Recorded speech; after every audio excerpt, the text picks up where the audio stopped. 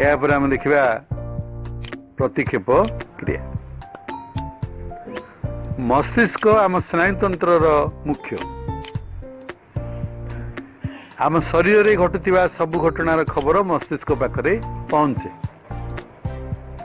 किंतु बेले बेले किसी अति जरूरी कार्य मस्तिष्कर अगोचर सुषुम्ना कांड द्वारा परिचालित हुए।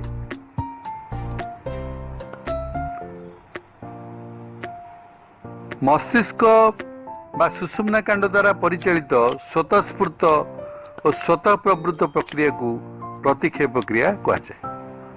जेभली किसी सुस्वादु खाद्यर बासना आमर नाकरे बाजिला मात्रे आम पार्टी लाल बाहर। शरीर में कौन स्थान में मशा कामुड़े आम हाथ आपे आपे मशा को मारिबा को चली जाए। आखि आग को कौन सी जिनस हठात चली आसिले आखिपता आपे आपे बंद हुए।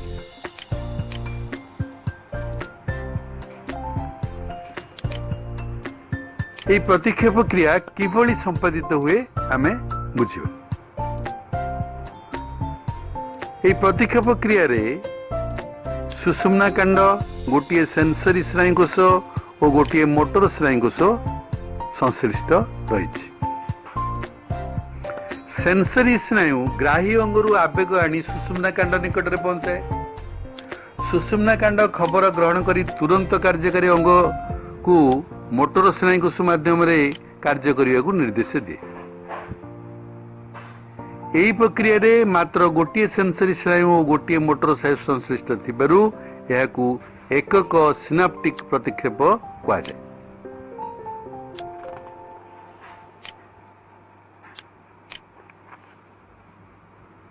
शरीर रे सेंसरी स्नायु सुषुम्ना कांड और मोटर स्नायुर अवस्थिति एक ज्यामितिक चाप आकार रे थिबारु यहाकू प्रतिक्षेप चाप कहुए। यह प्रतिक्षेप क्रिया विषय रे इवान पी पावलोव नामक जड़े रूस वैज्ञानिक प्रतिक्षेप क्रिया उपरे गवेषणा करथिले एवं तांकर एई पचन क्रिया संपर्कित अवदान पाई 1904 मसीह से नोबेल पुरस्कार पाइथिले। एई परीक्षा रे से कौन करथिले, प्रथम गोटे कुकुर को घंटा बजाया पर खाद्य देउथिले। घंटा बजाइबा एवं कुकुरर खाद्य ग्रहण सबुदिने पाखापाखि एक समय रे करुथिले।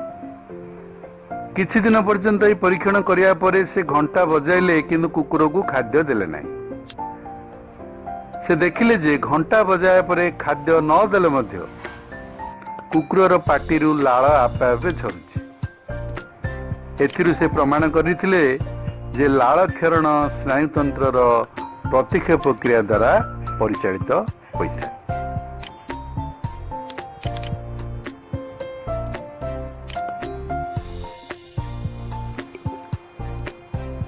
या पर आम देखिबा रासायनिक संबंध। मुख्यतः हार्मोन द्वारा शरीर रासायनिक समन्वय संभव होता है। आम शरीर में दुई प्रकार ग्रंथि रही, यथा बहिस्रावी और अंतःस्रावी। बहिस्रावी ग्रंथि कौन सब रही? लाल ग्रंथि और यकृत आदि ग्रंथि आम शरीर बहिस्रावी ग्रंथि। एथिरु एंजाइम और अन्य केतेक पदार्थ क्षरित हुए। क्षरित पदार्थ गुड़िक ग्रंथिर नाल दे ग्रंथि बाहर को आसे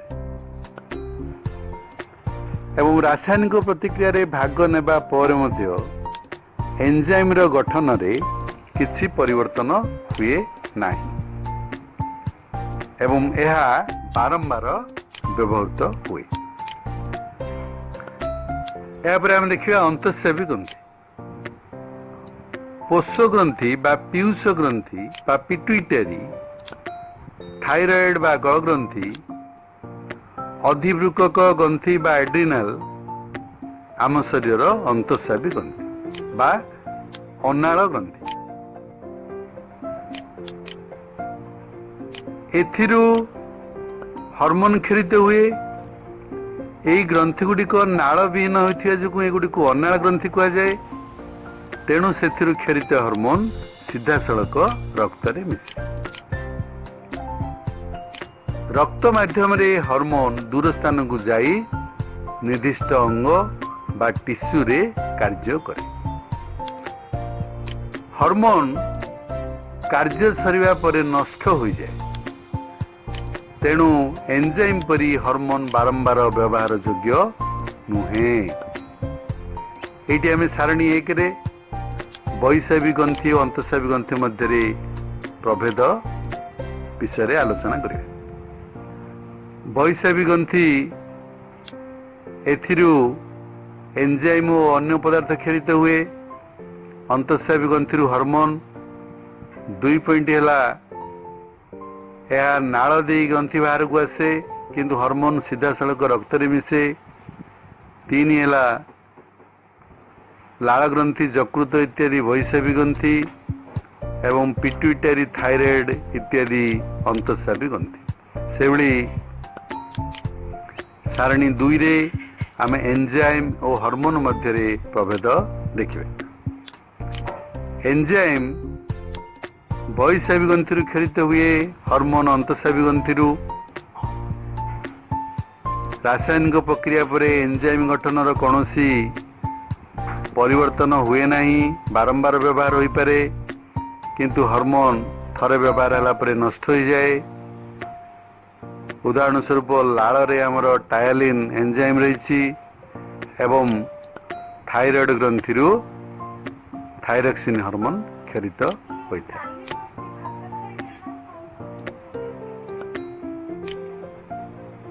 एवं थायराइड ग्रंथि थायरक्सिन हार्मोन क्षरित होता है। यापर आम देखा समन्वय पद्धति। आम शरीर विभिन्न अंग संस्थान नियंत्रण एवं से मध्य समन्वय रखापी 2 प्रकार पद्धति रही। यथा 1 स्नायविक पद्धति एवं 2 रासायनिक पद्धति। स्नायविक पद्धति स्नायुकोश माध्यम खबर विद्युत रासायनिक क्रिया द्वारा संचालित हुए एवं रासायनिक पद्धति अंतःस्रावी ग्रंथि क्षरित विभिन्न हार्मोन द्वारा वार्ता प्रसारित हुए। तेणु स्नायविक पद्धतिर कार्य तुरंत होता देखा जाए। यापर आम देखा अंतःस्रावी तंत्र। समस्त अंतःस्रावी ग्रंथि को नहीं आम शरीर अंतःस्रावी तंत्र गठित। स्नायुतंत्र और अंतःस्रावी तंत्र परस्पर मध्य समन्वय रक्षा करी कार्य करुथिबारु याकू स्नायु अंतःस्रावी तंत्र मध्य कहुए। मानव शरीर थिबा विभिन्न अंतःस्रावी ग्रंथिर अवस्थिति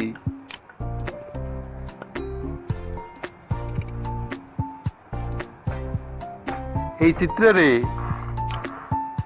মানব শরীরে রহিଥିବା বিভিন্ন অন্তঃস্রাবী গ্রন্থির অবস্থিতি দর্শাইছে। এই গ্রন্থি গুড়িক ହେଉଛି পিটুইটারি, ପାରାଥାଇରଏଡ୍, ଥାଇରଏଡ୍, ଅଗ୍ନାଶୟ, ଅଧିବୃକ ଗ୍ରନ୍ଥି, ଡିମ୍ବାଶୟ ଏବଂ ଶୁକ୍ରାଶୟ। ଆମେ এই ଗ୍ରନ୍ଥି ଗୁଡିକ ବିଷୟରେ ଆଲୋଚନା କରିବା। ପ୍ରଥମ ହେଲା हाइपोथालामस। अग्र मस्तिष्क थालामस निम्न भाग एवं पिट्यूटरी ग्रंथि ऊपर को हाइपोथालामस अवस्थित। हाइपोथालामस रु केतेक रिलीजिंग हार्मोन एवं इनहिबिटिंग हार्मोन क्षरित हुए। यही हार्मोन गुड़िक पिट्यूटरी ग्रंथिर क्षरण क्षमता को नियंत्रण करते। या पर हम देखिए पिट्यूटरी ग्रंथि। पिट्यूटरी ग्रंथि हाइपोथालामस सहित एक छोट वृंत बा नाड़ साहाय्य लगी रही है।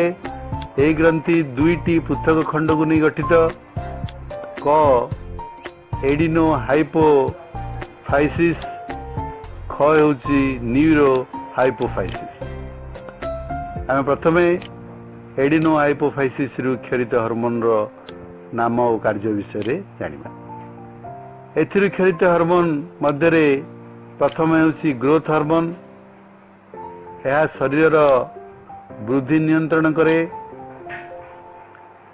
बाल्यावस्था यार क्षरण कम हेले व्यक्ति बामन प्राय हुए, या बामनता कह जाए। किंतु जदि यार क्षरण अधिक हुए तेबे शरीर अत्यधिक वृद्धि घटी प्राय 8 ରୁ 9 फुट पर्यंत उच्च हुए, या अतिकायत्व कह। दुई है प्रोलैक्टिन। यह मार स्तन्य ग्रंथि उपर प्रभाव पकाए, फल शिशु से क्षीर तैयारी हुए। 3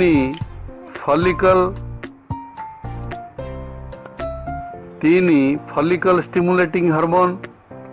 यही हार्मोन डिंबाशय पुटिकार वृद्धि कराए।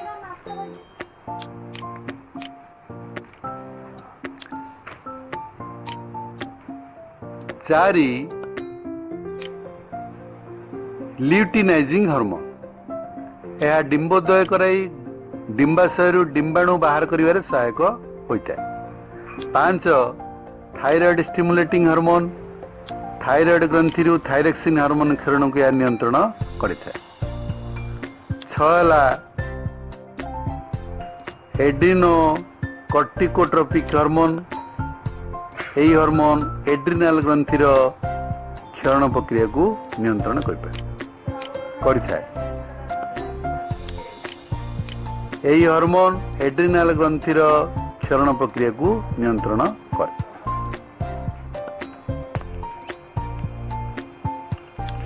हम देखिए ख न्यूरो हाइपोफाइसिस रु क्षरित हार्मोन रो नाम और कार्य।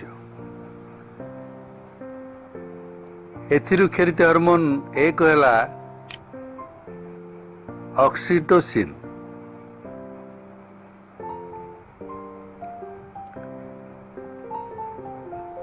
गाय को आम क्षीर दुईमा पूर्वर बाछुरी को प्रथम चुचुमिमा छाड़ी दिया जाए, कारण बाछुरी चिर को चुचुमिले गायर पिट्यूटरी ऑक्सीटोसिन हार्मोन क्षरण होई स्तन ग्रंथि उपरे प्रभाव पकाए, फल क्षीर झरे। यह व्यतीत यही हार्मोन मार गर्भाशय पेशी उपरे प्रभाव पकाए, फल गर्भाशयर संकोचन जोगु शिशु जन्म हुए। 2 भासोप्रेसिन। भासोप्रेसिन प्रभाव वृक्कर मूत्रजन नलिका जल पुनः शोषित हुए। सेथिपई यही हार्मोन रो अन्य नाम होची एंटी डायरेटिक हार्मोन। जदि पिट्यूटरी ग्रंथि अल्प परिमाण भासोप्रेसिन क्षरित हुए तेबे से व्यक्ति गोटे दिन में पाखापाखि 20 लिटर पर्यंत परिस्रा करे। यही अवस्था को डायबिटीज इनसिपिड्स बा बहुमूत्र रोग कहा जाए। 3 पिनियल ग्रंथि। पिनियल ग्रंथि अग्र मस्तिष्कर छात्र रही। यार आकार अत्यंत छोट एवं ओजन मात्र 150 मिलीग्राम। एथिरु मेलाटोनिन नामक हार्मोन क्षरित हुए। यार प्रभाव जुबक्रांति, डिंबोत्सर्ग बा डिंबोदय और निद्रा उपरे रही। यह शरीर जैविक घड़ी भाव परिचित। थायराइड ग्रंथि। थायराइड ग्रंथि 4 थायराइड ग्रंथि। थायराइड ग्रंथि बेकर तल भागरे श्वासनळीर उभय पटरे ठीक स्वरीपटिकार पछकु रही। एथिरु थायरेक्सिन हार्मोन क्षरित होता है। यह शरीर रे अम्लजान विनियोग क्षमता बढ़ाए, शरीर में अधिक शक्ति सृष्टि हुए। यह बेंग फुलार रूपांतरण प्रक्रिया साहाय्य करता है। तापर आसला पाराथायरॉइड ग्रंथि। थायरॉइड ग्रंथि उपरे 4 गोटी अति क्षुद्र पाराथायरॉइड ग्रंथि रही। एथिरु पाराथ हार्मोन क्षरित होता है। पाराथ हार्मोन रक्त रे कैल्शियम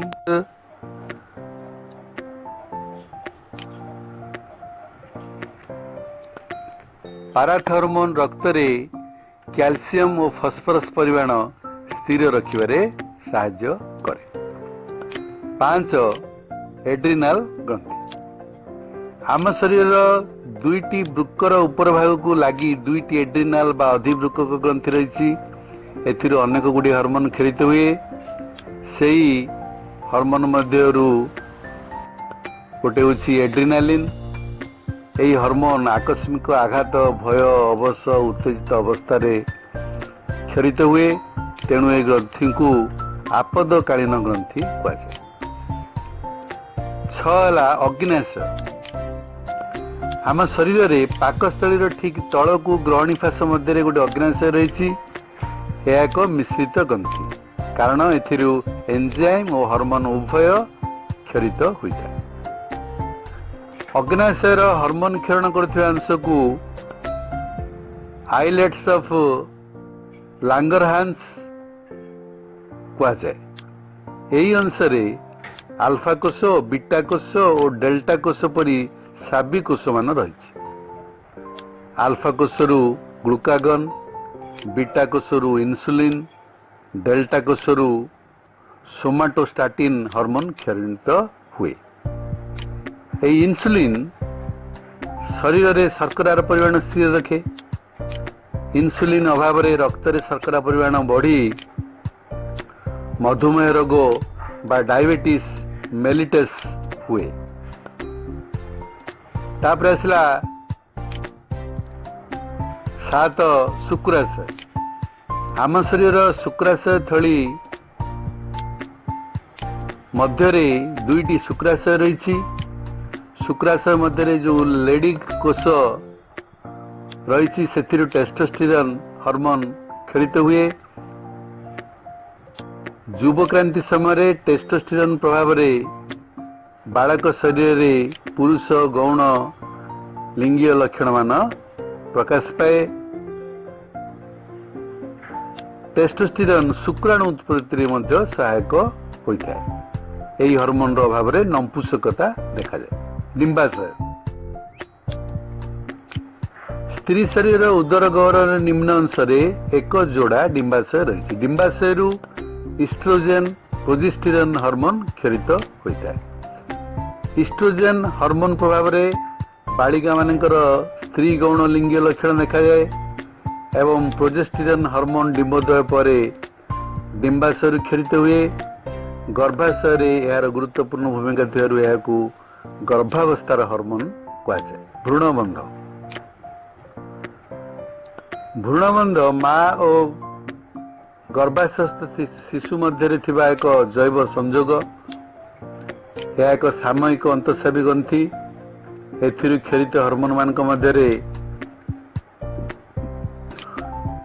ह्यूमन कोरियोनिक गोटाडो ह्यूमन कोरियोनिक गोनाटोट्रोपिक हार्मोन बा HCG हार्मोन क्षरित होता है।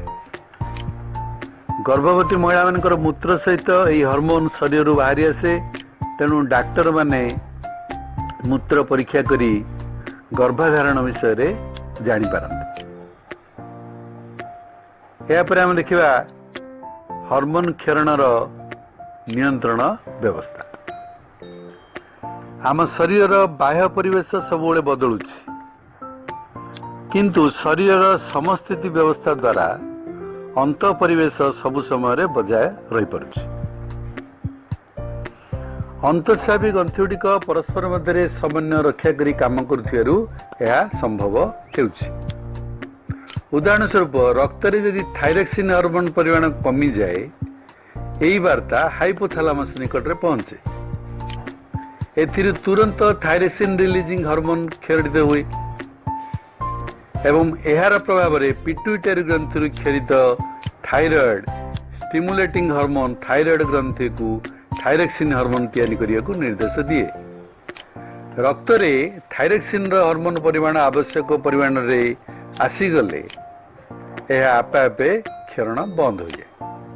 आम शरीर यही हार्मोन क्षरण व्यवस्था को फेरंता संकेत नियंत्रण कहुए। एठी आमर यही नियंत्रण समन्वय पाठटी आलोचना सरी आम या भल भाव पढ़ा बुझा किसी अबुझा रही बारंबार पढ़ा एवं सार ठारू बुझा भल भाव पाठटी बुझी सारा पर आम प्रश्न उत्तर करिबा। सभी को धन्यवाद।